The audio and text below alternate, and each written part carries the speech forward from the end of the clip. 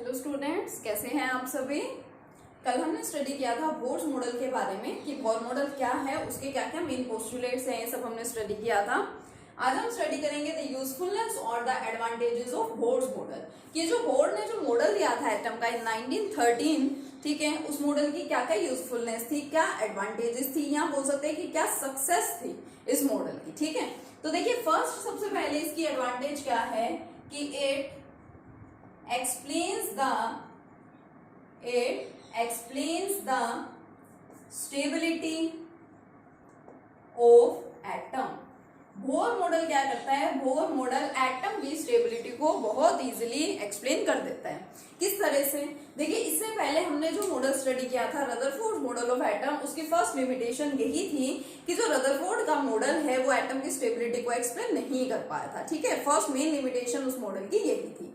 और ये वाला जो मॉडल है ये इस चीज को काफी आसानी से क्लियर कर देता है। क्यों? क्योंकि देखिए रदरफोर्ड के मॉडल में आप लोगों ने क्या स्टडी किया था, रदरफोर्ड के अकॉर्डिंगली जो रदरफोर्ड मॉडल है that model was compared with the solar system. और उसमें क्या बोला गया था कि जो इलेक्ट्रॉन है वो कंटिन्यूअसली रिवॉल्व करता रहता है न्यूक्लियस के अराउंड, वो रिवॉल्व करता रहेगा और अपनी एनर्जी का लॉस करता रहता है, एनर्जी को वो लॉस करता रहेगा। तो एक टाइम ऐसा भी आ सकता है कि क्या हो जाए, वो जो इलेक्ट्रॉन है वो न्यूक्लियस के अंदर ही आकर के गिर जाए, अंदर ही उसके चला जाए।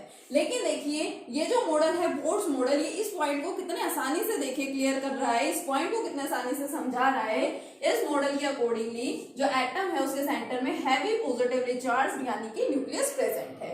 न्यूक्लियस के चारों तरफ जो इलेक्ट्रॉन्स हैं वो फिक्स्ड सर्कुलर पाथ्स में, जिनको ऑर्बिट्स या शेल बोला जाता है, उनके अंदर रिवॉल्व कर रहे हैं। और उसने बोर्ड ने अपने मॉडल में एक मेन पॉइंट ये दिया था कि अगर एक इलेक्ट्रॉन जब तक मान लीजिए इस ऑर्बिट में प्रेजेंट है और वो इस ऑर्बिट में रिवॉल्व कर रहा है, तब तक उसकी एनर्जी में कुछ भी चेंज नहीं होगा।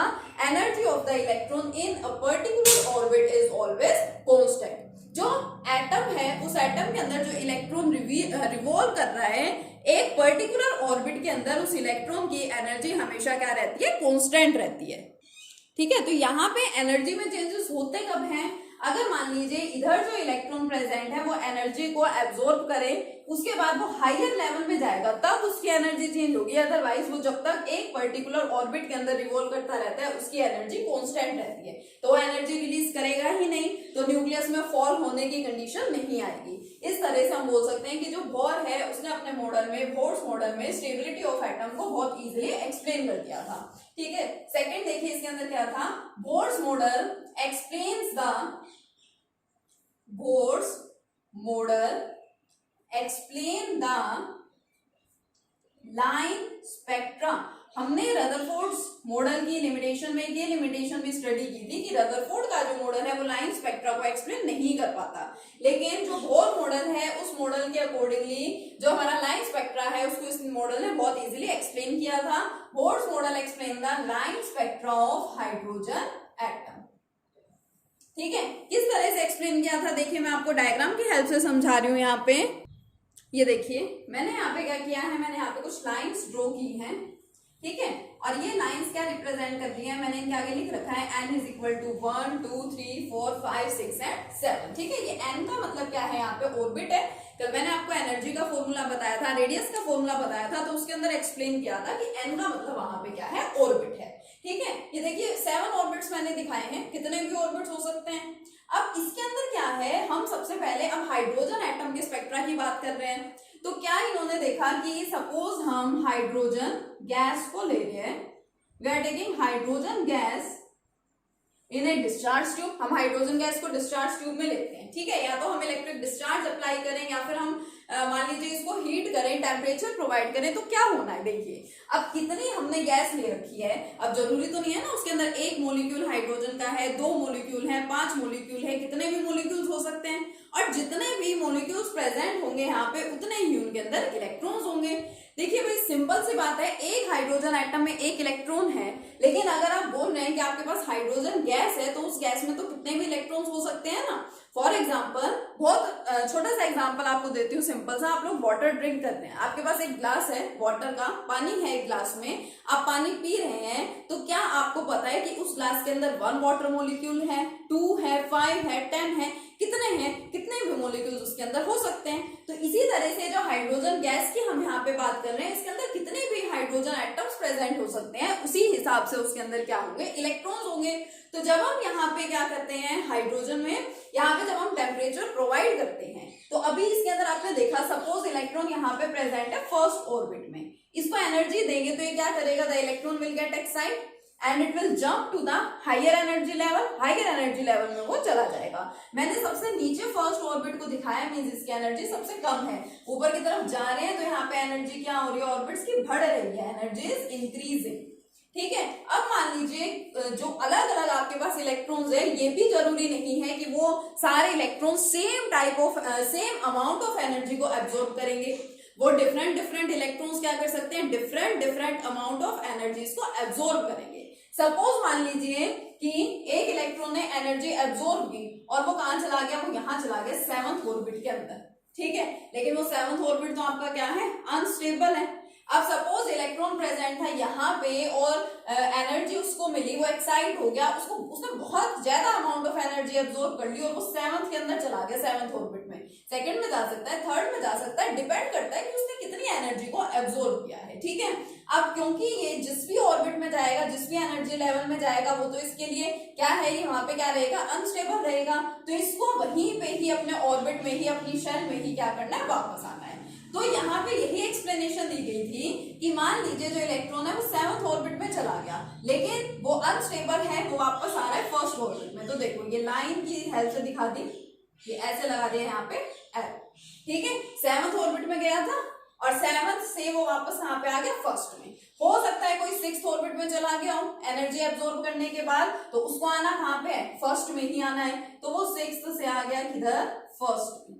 सिमिलरली कोई फिफ्थ में गया था, फिफ्थ से भी फर्स्ट में आ जाएगा, फोर्थ में गया है, फोर्थ से भी फर्स्ट में आएगा, थर्ड में गया है, थर्ड से भी फर्स्ट में, और सेकंड में गया है तो सेकंड से भी फर्स्ट में। तो क्या कहा गया कि अगर इलेक्ट्रॉन एनर्जी एब्जॉर्ब करने के बाद चाहे वो जिस भी लेवल के अंदर जाएगा, अगर वो फर्स्ट ऑर्बिट में वापस आ रहा है, तो ये जो सीरीज बनी है ना, series of lines, this series is known as the Lyman series, जो मैंने आपसे डिस्कस की थी 5 टाइप ऑफ सीरीज। ठीक है, तो ये जो आपकी लाइमन सीरीज है ये वही सीरीज है। ठीक है, अब देखिए इसी तरह से अगर वो फर्स्ट ऑर्बिट में आ रहे हैं इलेक्ट्रॉन्स वापस, तो वो सीरीज क्या है, लाइमन सीरीज। मैंने वहां पे आपको बताया था ना कि N1 तो क्या है लाइमन सीरीज के लिए 1 है, और जो N2 है, N2 यहाँ पे कुछ भी हो सकता है, कोई भी हायर N2 हो सकता है, 2, 3, 4, 5, 6, 7 एंड सो ऑन।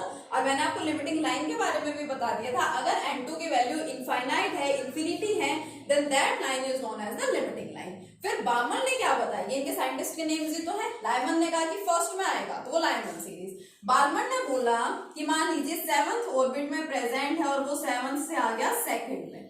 ठीक है, सिक्स्थ से सेकंड में, फिफ्थ से सेकंड में आया, फोर्थ से सेकंड में आया और थर्ड से सेकंड में आया।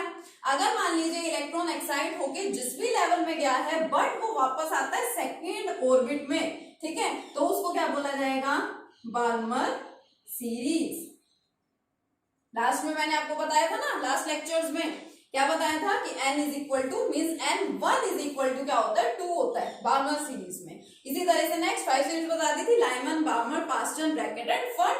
फिर फर्स्ट हो गया, सेकंड हो गया, अब सेवंथ ऑर्बिट से मान लीजिए आ रहा है इसके अंदर थर्ड में, सिक्स्थ से थर्ड में, फिफ्थ से भी थर्ड में और फोर्थ से थर्ड में। अगर थर्ड के अंदर आएगा तो नेक्स्ट सीरीज हो जाएगी पास्टन सीरीज। ठीक है, कौन सी सीरीज हो गई है यहाँ पे, पास्टन सीरीज। इसी तरह से इसको और आगे एक्सटेंड कर दीजिए, ये लीजिए,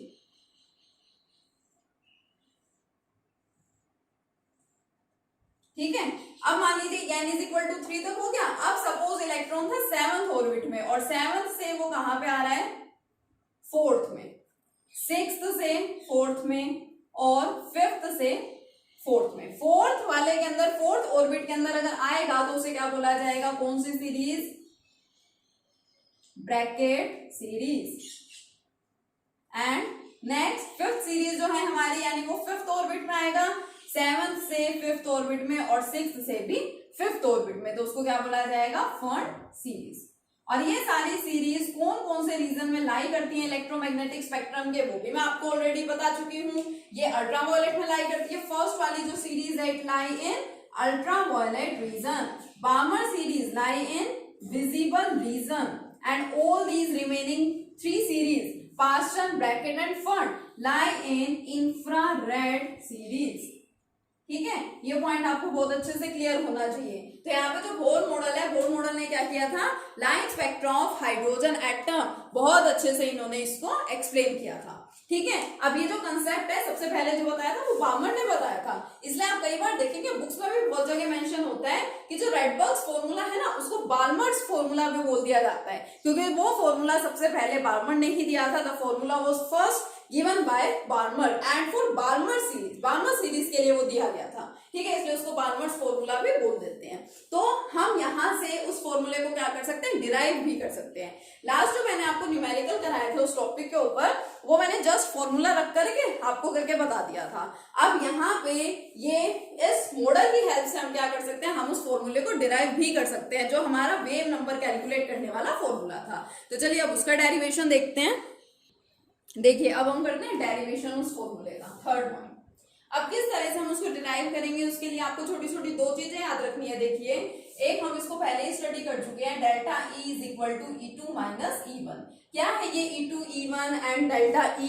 ठीक है, सबसे पहले एनर्जी जो इलेक्ट्रॉन है मान लीजिए फर्स्ट ऑर्बिट में प्रेजेंट है, वहां उसकी एनर्जी है E1। उसके बाद उसने कुछ अमाउंट ऑफ एनर्जी को एब्जॉर्ब किया और वो हायर एनर्जी लेवल में चला गया, उसकी एनर्जी क्या हो गई, E2, और दोनों का जो डिफरेंस है दैट इज डेल्टा E। छोटे छोटे से फॉर्मूलाज आपको यहाँ पे ध्यान रखने हैं। डेल्टा E हो गया, एक हमने स्टडी किया था E is equal to h nu, पढ़ा था हमने ये प्लैंक्स क्वांटम थ्योरी में। और डेल्टा E की बात करूं तो हम इसको लिख सकते हैं delta E is equal to h nu, C is equal to nu lambda, एक ये फॉर्मूला पढ़ा है हमने, और एक क्या पढ़ा है, calculation of wave number 1 by lambda. ठीक है, और क्योंकि हम यहाँ पे बोर मॉडल की बात कर रहे हैं तो एनर्जी के बारे में देखिए हम सब कुछ स्टडी कर रहे हैं, तो फिर बोर्स फॉर्मूला था जो एनर्जी का, हमें वो भी पता होना चाहिए, जो मैंने आपको कल बताया था, En equal to minus 21.8 into 10⁻⁻⁻19 upon n square. ठीक है, अब कुछ बुक्स में जब हम इसका डेरिवेशन देखते हैं ना, तो उन्होंने क्या कर रखा है, यहाँ पे डेसिमल को चेंज कर रखा है। क्या दिखा रखा है उन्होंने यहाँ पे, -2.18 कर रखा है, और पावर को एक चेंज कर दिया, 10⁻⁻18 उन्होंने यहाँ पे ले रखा है। तो कुछ फर्क नहीं पड़ता, चाहे आप उसको ऐसे ही रहने दीजिए, चाहे आप उसको चेंज कर लीजिए। क्या दे रखा है देखिए, En इज इक्वल टू -2.18 कर रखा है 21.8 की जगह, और फिर अगर ऐसे चेंज करेंगे तो पावर भी चेंज हो जाएगी। ठीक है, तो दोनों में से जो आप लिखना चाहे आप लिख सकते हैं। तो क्योंकि हमारा मेन पॉइंट यहाँ पे, पॉइंट ऑफ डिस्कशन हमारा यहाँ पे बोर्स मॉडल है, तो सबसे पहले हम बोर के ही इस कंसेप्ट का यूज करेंगे। देखिए क्या है, En equal to -2.18 into 10⁻⁻18 upon n square. ठीक है, अब क्या किया उन्होंने फॉर्मूला डिराइव करने के लिए, अब ये तो देखिए कांस्टेंट वैल्यू है, कांस्टेंट वैल्यू है ना, तो इसको यहाँ पे लिख दिया गया, ये माइनस साइन देखिए एज इट इज, बहुत अच्छे से समझिएगा इसको, minus sign as it is, और इस कांस्टेंट को लिख दिया RH। अब ये जो आपका RH है ये और कुछ नहीं है, ये वो आपका रेडबर्ग्स कांस्टेंट ही है जो R है। ठीक है, अपॉन में n स्क्वायर है, ये आपका अपॉन में n square as it is. अब En की बात कर रही हूं मैं यहाँ पे, ns ऑर्बिट की यहाँ पे बात कर रही हूँ, लेकिन हमारे पास देखिए हमने तो ये पोस्टुलेट भी पढ़ रखा है यहाँ की, जो इलेक्ट्रॉन है वो पहले उसकी एनर्जी E1 है, फिर उसने कुछ एनर्जी एब्जॉर्ब किया, उसकी एनर्जी E2 हो गई, तो हम E1 E2 सपोज हम 2 ऑर्बिट्स को लेके चल रहे हैं, तो अगर मैं यहाँ इसी से रिलेटेड मैं E1 अगर लिखना चाहूँ, ठीक है, तो E1 के लिए यहाँ मैं इसको लिख दूं En1। ठीक है, ये 1 लिखना चाहे 1 लिख दीजिए, कोई फर्क नहीं पड़ता। सपोज E1 क्या लिखती हूँ मैं, उसको माइनस आ रहा है, इसको क्या है, कांस्टेंट है, और फर्स्ट वाली अगर मैं बात कर रही हूँ फर्स्ट ऑर्बिट के लिए, तो मैं इसको लिख देती हूँ N1। ठीक है, और जब मैं लिखूंगी E2, तो उस E2 के लिए मैं इसको क्या लिख देती हूँ, N2 लिख देती हूँ, स्क्वायर तो आएगा ही दोनों जगह। ठीक है, एज इट इज ना, पता चला हमने इन्हीं दोनों टर्म्स का यहाँ पे क्यों यूज किया है, क्योंकि हम बोर्स मॉडल का डिस्कशन कर रहे हैं, एनर्जी की बात हो रही है, तो बोर का एनर्जी वाला जो फॉर्मूला है वो लेना पड़ेगा, और एनर्जी रिलेटेड पोस्टुलेट जो है उसका भी यहाँ पे यूज करना पड़ेगा। तो मैं यहाँ से delta E easily find out कर सकती हूँ, I can find out delta E from here easily. क्या है डेल्टा E, देखिए E2 माइनस E1, तो डेल्टा E क्या होगा, ये रहा मेरा E2 minus R H upon N two का स्क्वायर माइनस ये तो ये वाला माइनस E1, अब E1 के फॉर्मूले में भी माइनस है, देखो minus R H upon N1 का स्क्वायर। देखिए delta E will be equal to minus R H upon N2 square as it is minus minus plus R H upon N1 square. ठीक है, अब यहां पे देखिए मैं इस वाले टर्म को पहले लिख लेती हूँ क्योंकि पॉजिटिव है, पॉजिटिव वाले को पहले लिख रही हूँ।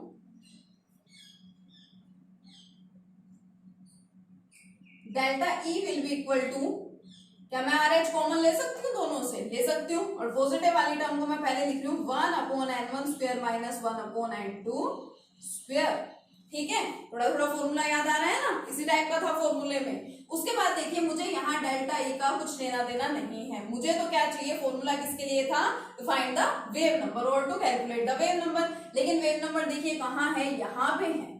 इस यहां तक पहुंचने के लिए मुझे सबसे पहले इस फॉर्मूले का तो यूज करना पड़ेगा ना, क्योंकि सबसे पहले एनर्जी को मैं फ्रीक्वेंसी में ही कन्वर्ट कर सकती हूँ। तो मैं यहाँ से क्या करूंगी, मैं यहाँ पे फॉर्मूला लगा देती हूँ।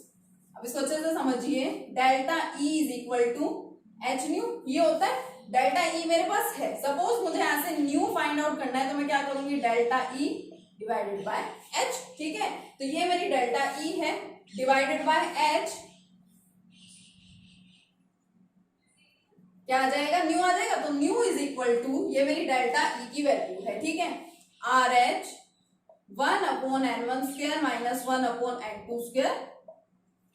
ठीक है, अब देखिए, अब इसमें हम वैल्यू पुट करेंगे, क्या वैल्यू पुट करेंगे, आर एच मैंने किसको लेट किया है 2.18 into 10 raise to the power negative 18 को, तो nu is equal to 2.18 into 10 raise to the power negative 18 upon h क्या है यहाँ, प्लैंक्स कांस्टेंट जिसकी वैल्यू फिक्स है 6.62 into 10 raise to the power negative 34 into 1 upon N1 square minus 1 upon N2 square. अगर इसको solve आपको करना है, सिंप्लीफाई करना है तो कर भी सकते हैं, नहीं करना है तो कोई कंपल्शन नहीं है। क्यों, क्योंकि हमारे पास में लास्ट में यहाँ पे रेडबर्ग्स कांस्टेंट ही आने वाला है, तो ओवरऑल आपको वही कांस्टेंट की वैल्यू याद करनी है। तो अगर सोल्व करना चाहें इसको तो कर दीजिए, नहीं करना चाहें तो मत करना। ठीक है, तो उसके बाद देखिए क्या है, न्यू भी आ गया। अब न्यू से मैं क्या कर सकती हूँ, यहाँ से देखिए मैं लैम्डा फाइंड कर सकती हूँ ना, तो लैम्डा क्या आएगा, C बाय न्यू आएगा। लेकिन मुझे क्या चाहिए, वेव नंबर चाहिए, wave number is 1 by lambda, तो मैं यहाँ पे क्या लिख दूं, wave number is 1 by lambda, यानी इसका रिवर्स कर दूं न्यू बाय C।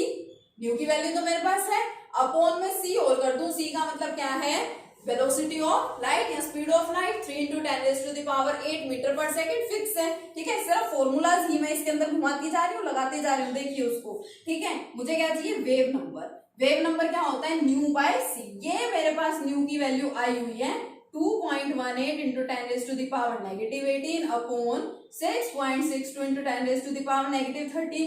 4 तो था ऑलरेडी, C की वैल्यू और लगा रही हूँ 3 into 10 raise to the power 8, और ये अंदर ब्रैकेट वाली टर्म आपकी एज इट इज। ठीक है, अब आप इसको सोल्व करेंगे तो देखिए आपको क्या मिलेगा, into 10 raise to the power 7, 1.0967 into 10 raise to the power 7, और अंदर यहाँ पे यही bracket 1 upon N1 square minus 1 upon N2 square, but this value is in metre inverse. तो मैंने आपको कांस्टेंट बताया था ना, वहां पे डेसिमल और पावर नहीं थी, वो क्या था, वो सेंटीमीटर इनवर्स में था, यहाँ पे मीटर इनवर्स में आएगा। कुछ नहीं अलग है इसके अंदर, सिर्फ डेसिमल और ये पावर आपको याद रखनी है। ठीक है, तो ये कांस्टेंट वैल्यू है, सोल्व करेंगे इसको, सिंप्लीफाई करेंगे तो आपको यही वैल्यू मिलने वाली है। तो देखिए एक बार वापस देख लीजिए इसमें मैंने किया क्या है, क्योंकि हम यहाँ पे फॉर्मूला डिराइव कर रहे हैं और हमें यहाँ पे वोल्ट्स पोस्टुलेट से मेन पॉइंट एनर्जी के बारे में ही पता चला है, तो हमने क्या किया, एनर्जी के बारे में जो हमें पता था, जो हमें फॉर्मूला मिला था, मैंने उस फॉर्मूले का यहाँ पे यूज किया। मैंने उस फॉर्मूले को देखिए लिख लिया इस तरह से, थोड़ा सा चेंज यहाँ पे किया है। ठीक है, 21.8 की जगह 2.18 कर लिया और पावर में चेंज हो गया, नहीं करेंगे तो भी कुछ फर्क नहीं है। ठीक है, ये लिख लिया आपने इस तरह से, और इसको अब क्योंकि ये कांस्टेंट है, इसको मैंने आर एच लिख दिया upon N square as it is. अब डेल्टा ई मुझे चाहिए तो E1 और E2 पता होना चाहिए, तो E1 मैंने E1 में क्या किया, क्योंकि आर एच तो कांस्टेंट है। ठीक है, E1 के केस में N1 कर दिया और E2 के केस में N2 कर दिया। फिर यहाँ से डेल्टा ई में फाइंड कर सकती हूँ इजिली, E2 माइनस E1, ठीक है। तो ये देखो मैंने कर दिया E2 माइनस E1, ठीक है, माइनस माइनस प्लस। साइन का यहाँ पे बहुत ध्यान रखना है, पॉजिटिव नेगेटिव का, ठीक है। RH यहाँ से कॉमन आया, ये मैंने लिख दिया।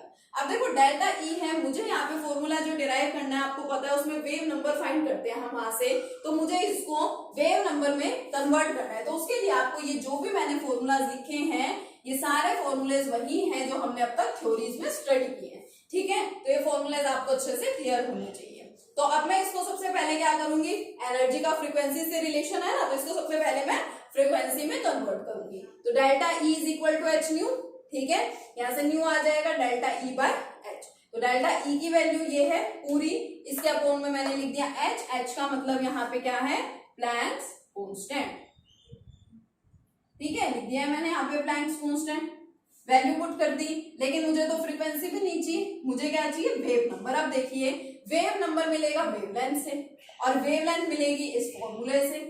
वेवलेंथ क्या होती है यहाँ से, c by nu, where c is the velocity of the light, और इसी का मैंने इनवर्स कर दिया, इसी का रिवर्स कर दिया, तो मुझे क्या मिलेगा यहाँ पे, वेव नंबर। तो देखिए मैंने वेव नंबर फाइंड कर लिया। इसको आप लिखना चाहें RH कांस्टेंट, रेडबर्ग्स कांस्टेंट तो लिख सकते हैं। This formula is known as the Balmer formula, ठीक है। तो बहुत सिंपल सा है, ये हमारे मेन पॉइंट्स थे, एडवांटेजेस थी या फिर यूजफुलनेस थी बोर्ड्स मॉडल ऑफ एटम की। इसको आप लोग अच्छे से स्टडी कीजिएगा, ठीक है। Thank you.